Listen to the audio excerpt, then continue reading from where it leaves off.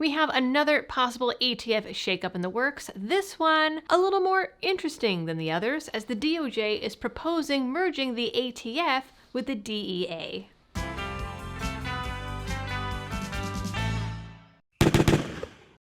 Hello everyone, and welcome back to the channel. First thing first, Liberty Toddler is behind the camera today, so hopefully we're not hearing too much Old MacDonald coming through the mic. I'm not really sure what to think of this story here. First, we heard that the ATF might be folded into the FBI, and with Kash Patel put in charge of both, that was looking more likely. Then came the headlines about 1,000 ATF agents being moved over to the FBI to help with immigration issues. CNN reported it and started arguments over whether the reassignment was temporary or not, and then claimed that their coverage has stopped the ATF overhaul. Kash Patel came out, said that CNN was a liar. I don't know. It was a thing. Now it looks like the agents are being moved temporarily, but with no official end date to their assignment at this time. Now, according to Reuters, an internal memo is proposing merging the DEA and the ATF, two of the government's most controversial agencies. According to the memo,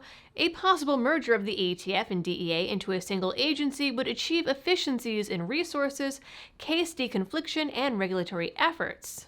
So what would this mean going forward? Well, first, let me take a moment to thank Blackout Coffee for sponsoring this video. Blackout Coffee is my go-to Second Amendment friendly coffee roaster that has all kinds of great smooth flavors that get me going every morning and sometimes again in the afternoon. I'm a toddler mom, just being real.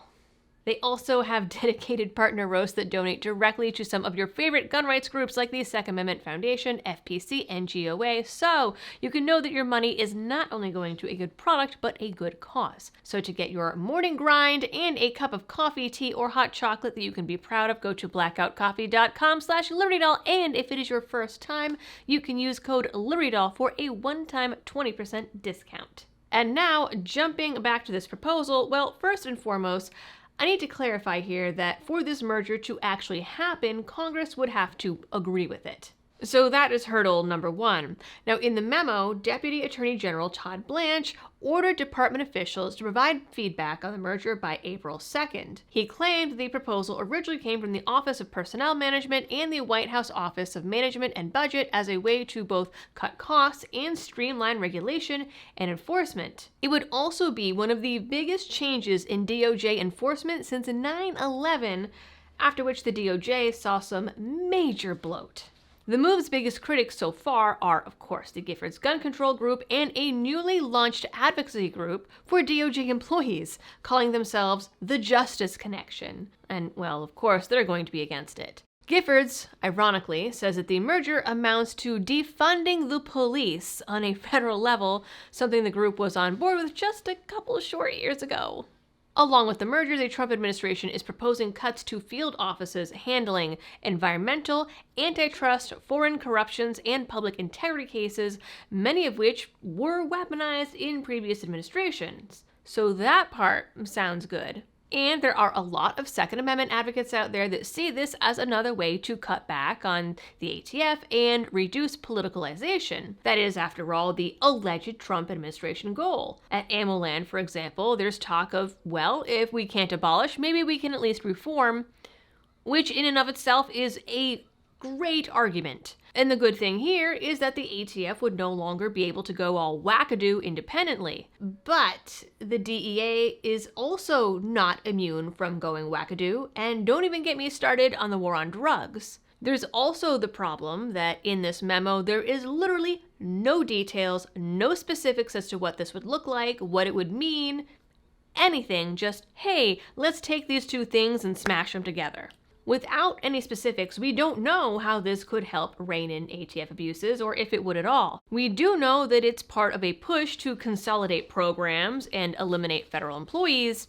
That's about it. It's also, as Cam Edwards points out at Bearing Arms, another instance of a possibly roundabout way at scaling back overzealous enforcement of Biden-era policies without actually repealing those policies in the first place. Sure, we got that executive order telling Pam Bondi to write a report and look at how to repeal those rules, but the deadline for the report has already been extended and we still have the rules. We've been told that these rules will be nixed, but we haven't actually seen that happen yet.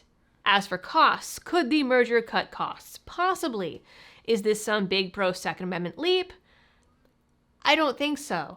I mean, as long as the rules are there, they're there, and personally, this proposal makes me a little uneasy.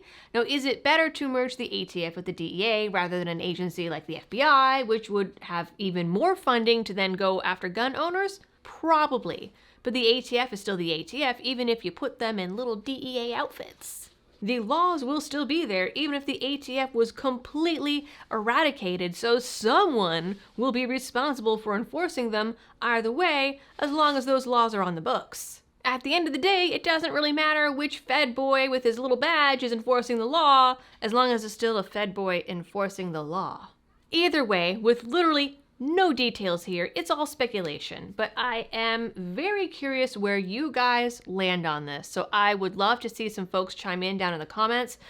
A lot of times you guys come up with points that I hadn't even thought of. So I'm very curious on your thoughts. Again, we don't have any details, so it's just kind of going to be throwing ideas into the wind of what this might look like, assuming it ever even passed Congress. Anyway, that is it for this video. You guys know the drill. For all of the algorithm things, please do them. And as always, thanks for tuning in. Stay safe out there and happy shooting.